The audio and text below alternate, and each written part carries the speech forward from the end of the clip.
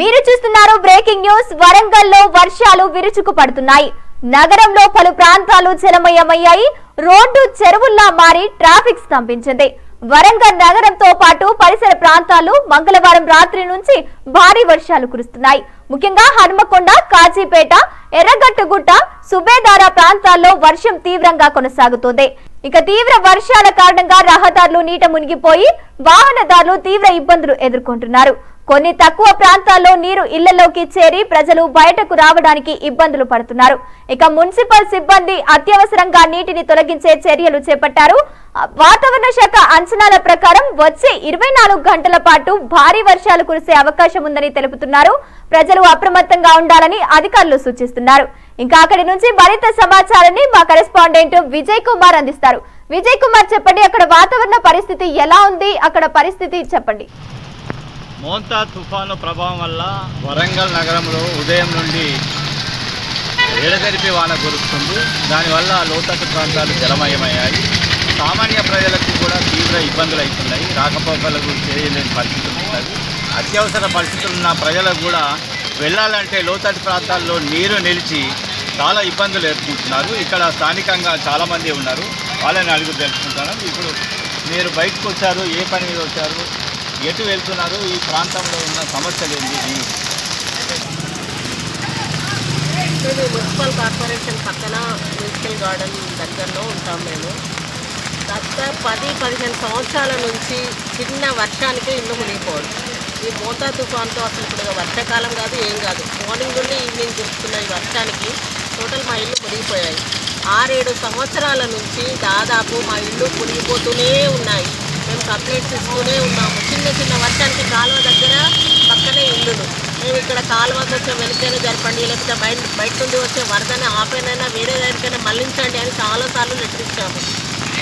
గత పాలకులకు ఇచ్చాము, ఇప్పుడు పాలకులకు కూడా ఇచ్చాము. కానీ మా జీవితాలు ఇట్లే ఉంటున్నాయి. వాళ్ళు వస్తున్నారు, పోతున్నారు, కానీ మా జీవితాలు అయితే మారట్లేదు. మా ఇల్లు మొత్తం మునిగిపోయి కుటుంబాలు మొత్తం రోడ్డున పడుతున్నాయి. మమ్మల్ని ఆదుకునే వాళ్ళు లేరు, ఏమీ లేరు. ఈ వర్షంలో కూడా నేను నా ఇల్లు మునిగిపోతుందని వెళ్ళటానికి చూడటానికి వెళ్తున్నాను. ఇది మా పరిస్థితి.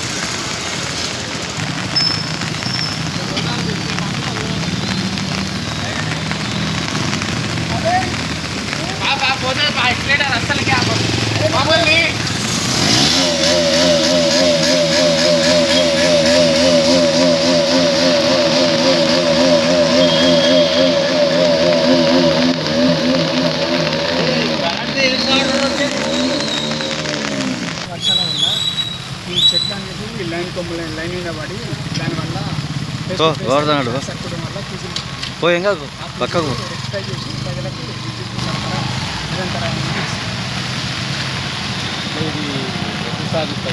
ఈ యొక్క భారీ వర్షం వచ్చినప్పుడు మెయిన్గా ప్రాబ్లం అవుతుంది.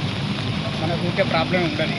ఈ వర్షం వల్ల మెయిన్గా ఈ గాడుపు వల్ల మెయిన్గా కరెంట్ డిస్టర్బెన్స్ అవుతుంది. ఇవాళ ఏ ప్రాంతాలలో ఈ సమస్య?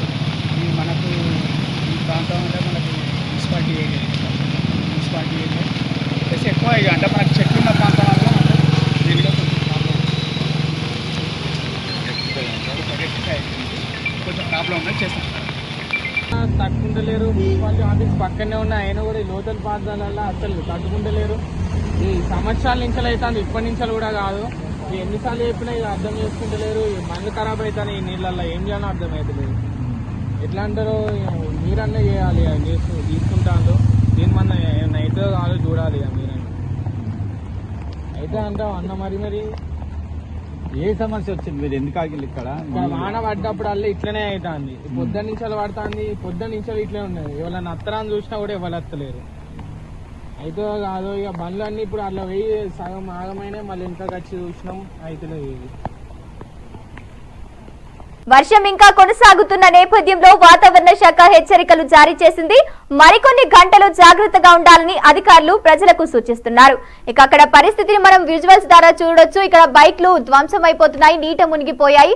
అక్కడ రోడ్లు చెరువులను తలపిస్తున్నాయి. ఇక్కడ మనం విజువల్స్ లో చూసుకోవచ్చు వాతావరణం ఎంత ఇబ్బందికరంగా ఉందో. వాతావరణ శాఖ అధికారులు కూడా హెచ్చరికలు జారీ చేశారు. అక్కడ బైక్లు ధ్వంసం అవుతున్నట్టు తెలుస్తోంది, నీట మునిగిపోయాయి బైక్లు. ఇప్పటికే వాతావరణ శాఖ అధికారులు హెచ్చరికలు జారీ చేస్తున్న నేపథ్యంలో అధికారులు అప్రమత్తంగా ఉండాలి. అలాగే ప్రజలకు ఎలాంటి ఇబ్బంది కలగకుండా జాగ్రత్తలు పాటించాలని అధికారులు ఆదేశిస్తున్నారు. ఇప్పటివరకే సీఎం రేవంత్ రెడ్డి కూడా స్పందించి టెలికాన్ఫరెన్స్లు కూడా నిర్వహిస్తున్నారు. ప్రజలు అధికారులు అప్రమత్తంగా ఉండాలని సూచిస్తున్నారు.